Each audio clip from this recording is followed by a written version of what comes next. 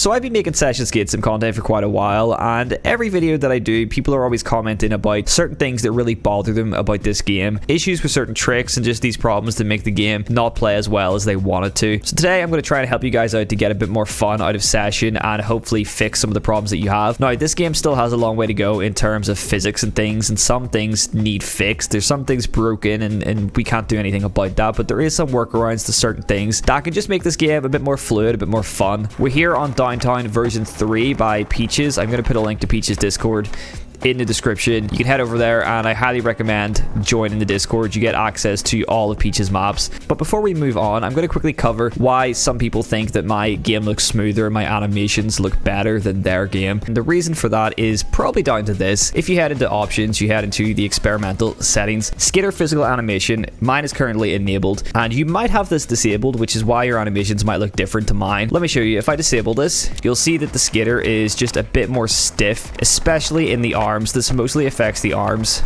So the skater, when you do tricks, there's kind of this set animation that your skater follows, especially in the arms, and it's just a little bit stiffer. But if your gameplay looks like that, then you probably have this feature disabled. So if we head back into experimental options and we enable skater physical animation, you'll notice straight away that the arms are just a little bit looser, a little bit more wobbly, for lack of a better word.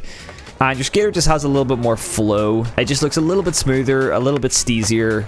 And oh, nice, we got a challenge. I know some people don't like this feature because it does make the arms kind of like wobbly and kind of like more jelly arms, which maybe isn't super realistic, but I think it just makes the game feel and flow a little bit better and feel a little bit smoother. If you want your game to look like mine, then turn on skater physical animation in those experimental settings and your game will just feel a little bit looser, a little bit steezier. There is a lot of clipping problems, as you can see. That is probably one of the worst things about this setting, is that your arms will clip, because it is still an experimental setting. It's been in the game for a while, but it's not received any sort of update, so it is still experimental. It's not perfect. But if you want to have just kind of looser looking animations, then I highly recommend putting on skater physical animation in the experimental settings, and that should loosen up your game a little bit and make it look more like mine.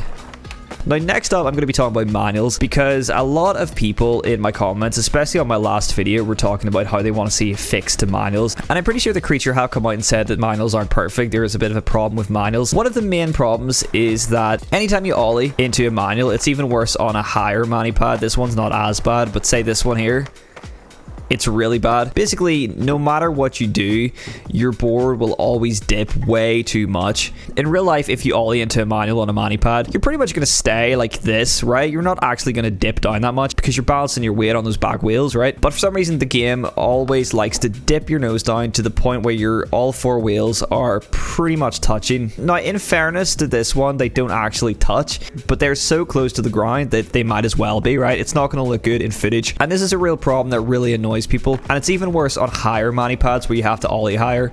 Like straight up, we just touched the ground there and we didn't initiate the mani till after. The same problem goes for nose manuals as well. As you can just see, pretty much did the same thing. Same again on that higher mani pad, but let's watch it in this one. So ollie, the input and everything was fine. It's not user error by any means. The input's fine. Again, we completely touched the ground there. All four wheels are on the ground there. So this is one of people's like real frustrations with this game, and it is really annoying, and you can see it pretty much happens every time. That one wasn't as bad. I'm pretty sure this is something the devs are looking into and are going to fix in the future. But in the meantime, here's some tips to try and help you out. First things first, for manuals, you really want to try and just rocket your ollie as much as you can. So what that means is basically your nose is kind of pointed upwards for the majority of the ollie, and you can see that then we landed in the mani and we didn't touch the ground. We didn't get close to the ground on those front wheels. The best way to do this is really just to push down on that back foot analog stick as early as you can in the ollie. So you pop the ollie and then immediately just push down on that back analog stick so that you're putting weight on the tail and you're keeping that nose up. And then you will get a better looking mani like that. Because you've rocketed the ollie and that nose is pointed upwards, you're going to have less of a dip when you land, and you're going to get into that manual pretty nicely, as you can see. If you give the ollie too much time to kind of go through the animation, because the typical animation for an ollie in this game is your character bones it a little bit. You can see that your character kind of bones it a little bit, flattens it out in the air basically. So if you let that animation play out a little bit too long by not doing an input, that's when you're going to have this issue where you know, your front wheel's basically going to be touching the ground when you get into that mani. So pretty much as soon as you do that ollie input, do the mani input as quick as you can, and then that means that your board is already going to be dipped correctly to get into that manual, and you're not going to be hitting those front wheels. And it's the opposite when it comes to nose mani, because you want those front wheels but you don't want those back wheels. So like I said, when you do an ollie and you let the animation play out, you will kind of bone it a little bit, so you already kind of start dipping that nose. So when it comes to nose mani, you want to let that animation play out, because you want to be in this position where the nose is dipped before you actually do the mani input, because then that means, again, the dip is going to be less major. There's still some dip there, which is annoying because that's just a problem with the physics right now. It's nowhere near touching the ground. So just let that animation play out and then put the nose mani input. If you're a little too early with it, the board's still going to be in this kind of first half of the ollie. You want it to be in the second half of the ollie where it's more flattened out. So this is where I put the input quite early, and this isn't terrible because this is quite a small mani pad, but you can see that it does get pretty close to the ground there because the board is still pretty much rocketed by this point. But if I just leave it a little bit later, then it just looks so much cleaner in my opinion, because the board's already tilted how we want to land in that nose mani. And this also works with flip tricks as well. So say you want to get a kickflip nose mani. If I do a regular kickflip nose mani like that, just a standard input into the nose mani, look how close we got to the ground. Yes, we didn't touch, so it still counts. It's fine, but it doesn't look as good, right? It's not going to look as good when you're trying to get a clip. And this is by me doing like a kind of standard kickflip where I'm kind of flicking more out to the side. And you'll see when I do that, I catch the board more in a manual position than nose mani position. So I'm going to want to bone that kickflip the same way you bone an ollie, and how you do that is you want to flick that foot more straight up than you do to the side, because you want to be flicking pretty much off the nose of the board. Watch the controller overlay below to kind of get what I'm doing and just copy what I'm doing. But if I kickflip by sliding more up towards the nose, you'll see that the kickflip actually bones more. We catch it and it's actually boned in that position that we want to land in the nose mani. This also just looks really nice in general if you kind of bone your kickflips like this more. That was a double flip. That one was definitely looking better. So by sliding more upwards, you can see that we bone the board more, and it just looks so much better in my opinion. So let's incorporate that with a nose mani, and you can see how good that looks. You can instantly see that looks so much better because we caught the board already at the right angle. Like, let's just watch this. It looks so much better. Look at that. The board is already in the position we need to get in the nose mani, which means that we're not going to dip. We're not going to touch those back wheels. I mean, we still do dip because the game dips, but nowhere near as close to the ground. So just practice on flicking your kickflips more directly up and less off to the side, and you're just going to get a nicer kickflip nose mani. This works as well, of course, for like heel flips. Let's just do like a more standard heel flip nose mani, flick it off to the side.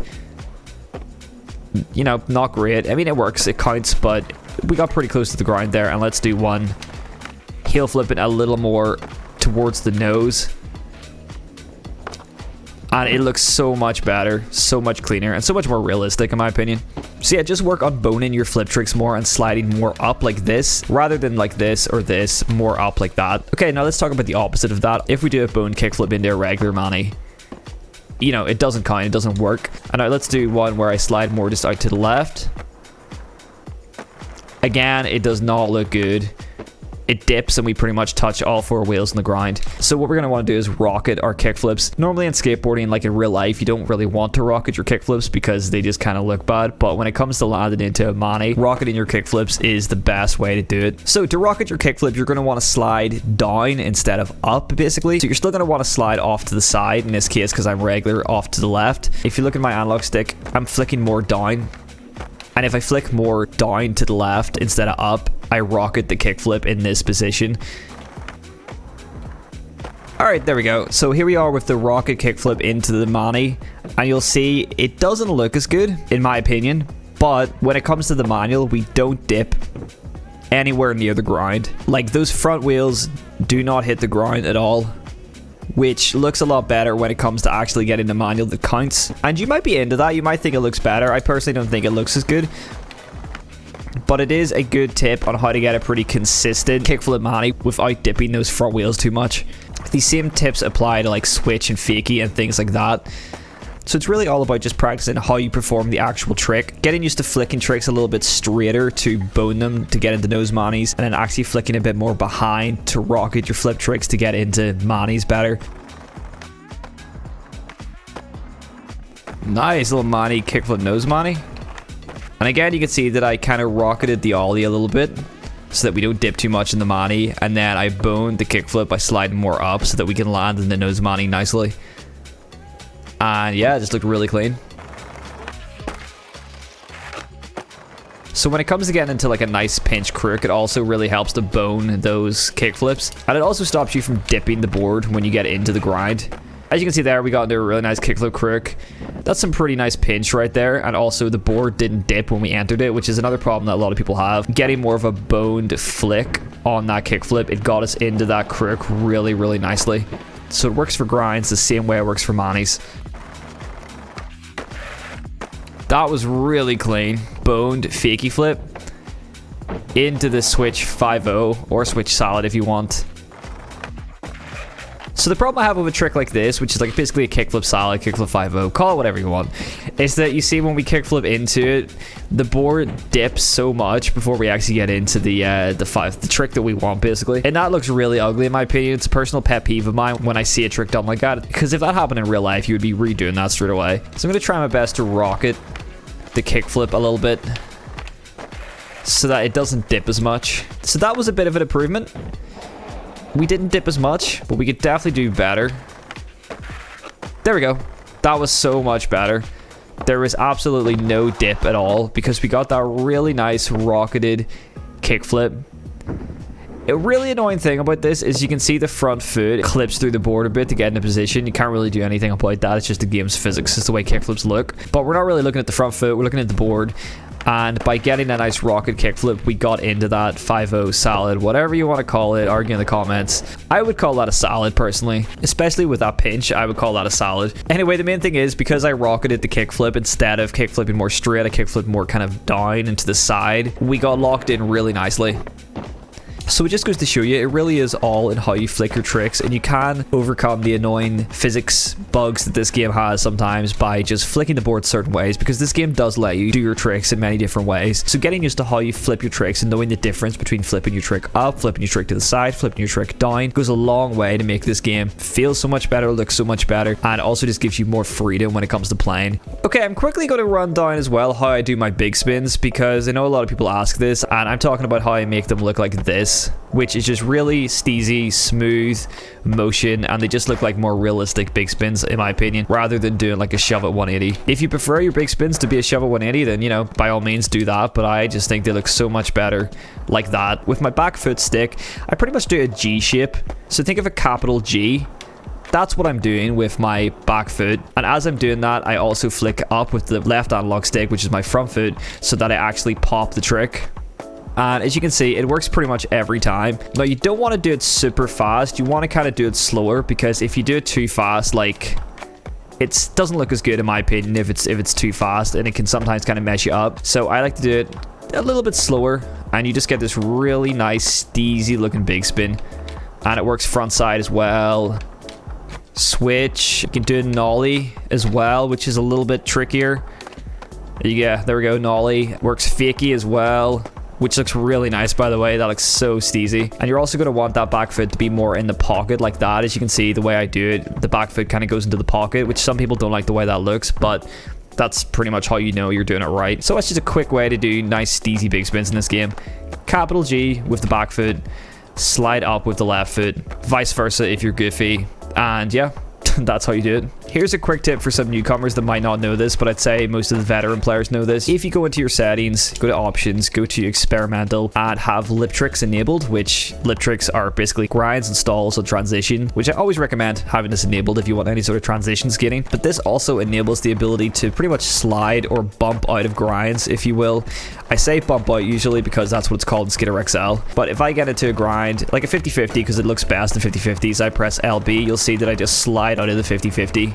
And if you do it with RB, you'll obviously go out to the other side as well. RB's to the right, LB's to the left. So I'll use this just to get out of 50-50s and stuff if I don't want to actually pop out of them.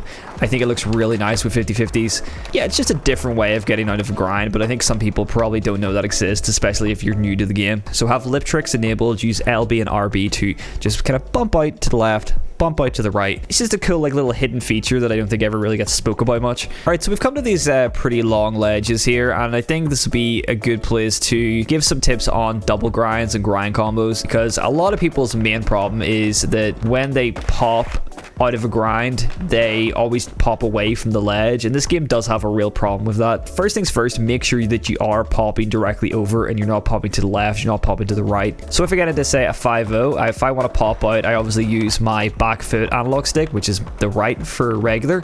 If I get into nose grind, it's the front foot analog stick, which is left, and the direction of the analog stick obviously determines the direction you're going to pop out of that grind. So say I want to pop out to the left of the ledge, then I make sure that that pop stick is pointed to the left when I pop. If I want to pop over the ledge to the right, I want that pop foot to be pointed to the right when I pop. And if I want to stay over the edge of the ledge to get into another grind, I want to pop directly down so that I stay in a straight line. Now, the problem I feel most people have is even when they're popping directly down and they should stay over the ledge, the game still kind of pushes them off the ledge, and it does do this. So the best way to counteract this is actually head into your advanced settings and go into your grind pop height. So obviously the higher the pop height, the more pop you're going to get out of a grind, the lower, the less pop. But the higher the pop, I've noticed that the game pushes you out to the left more. So say I want to get like a no slide crook, which is a pretty standard double grind a lot of people want to get. When I try and pop from the no slide into the crook, I just get thrown out, even though I'm popping directly up and should be staying over the edge of the ledge. And that's because my pop height is way too high. If I want to get this trick, I want to drop that pop height down. Let's drop it to, let's see, 1, 2, 3, 4, 5, and let's try it now.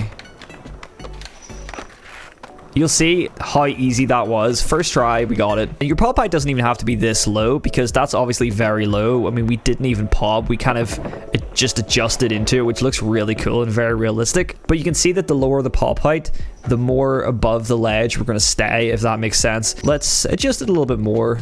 6, 7, 8, 9, 10. Let's go to the middle. So let's just try it here on 10.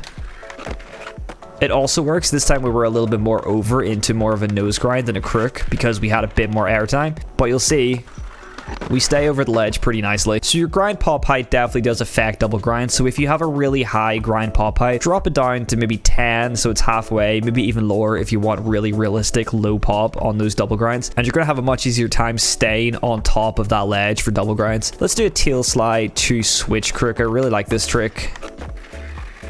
So we're struggling a little bit here with the pop height where it's at now.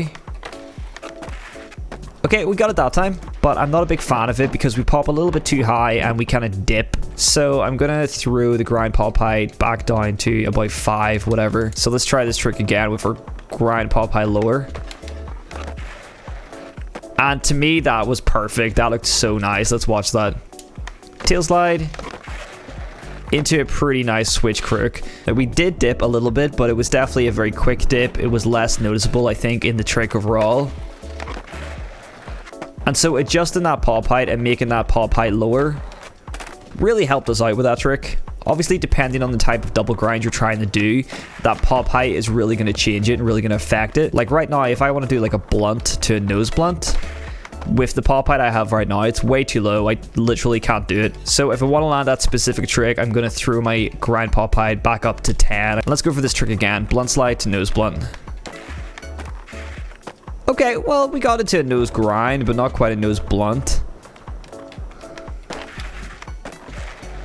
So we might have to turn this grind pop height up even a little bit more for this particular grind. There we go. That was perfect. In that case, we needed the pop height to be a bit higher so that we had enough time in the air to actually rotate and get into that nose blunt. Obviously, your body rotation speed also plays a big factor in a trick like that, because if you have your body rotation rate turned up quite high, so it might make it easier to get around, but then you might go too much. If you have it too low, you might not be able to turn fast enough. So other settings obviously factor into double grinds, but the main thing that I find affects double grinds is that grind pop height. And depending on the type of double grind you want to do, you're going to have to adjust that pop height. I think that's kind of the best advice I can give for double grinds, because I'm really not the best at them by any means, but once you have that grind pop height dialed in for the specific trick you're trying, it becomes a lot easier to get.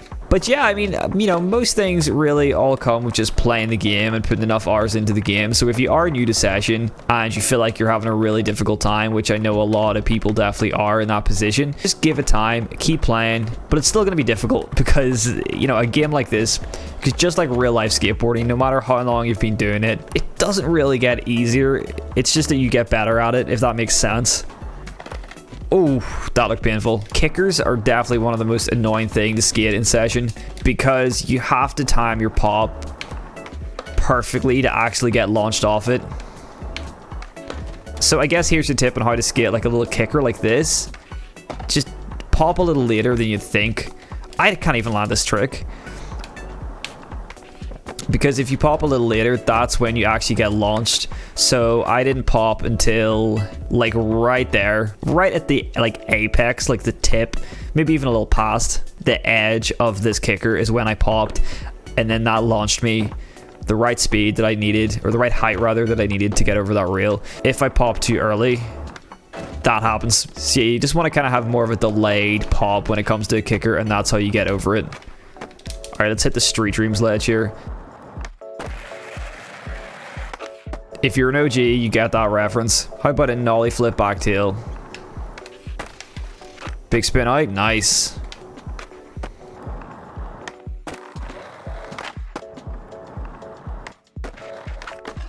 That was nice. Let's go for an inward heel no slide. That's a trick that looks really nice, that I don't do very often. A little nollie flip out as well. Another quick tip I'd give is don't be afraid to adjust your settings on the fly. Like, I really want to land a fakie flip to switch crook here, but I feel like I'm just flicking a little bit too slow. Like, that was okay, but I feel like my kick flips are just a little bit too slow. I'm going to go in and I'm going to adjust my flip speed, which is where it even is that. There it is. Just by, say, 4 increments. That should be enough. Yeah, I mean, we can clean that up, but it just makes the trick a little bit more accessible. That was maybe more of a nose grind. I wouldn't really call that a crook, but the example still stands. Just adjusting the flip speed a little bit makes the trick a little bit easier to achieve. I mean, sometimes the trick you're trying might not even be possible unless you adjust your flip speed, so don't be afraid to go in there and adjust settings on the fly.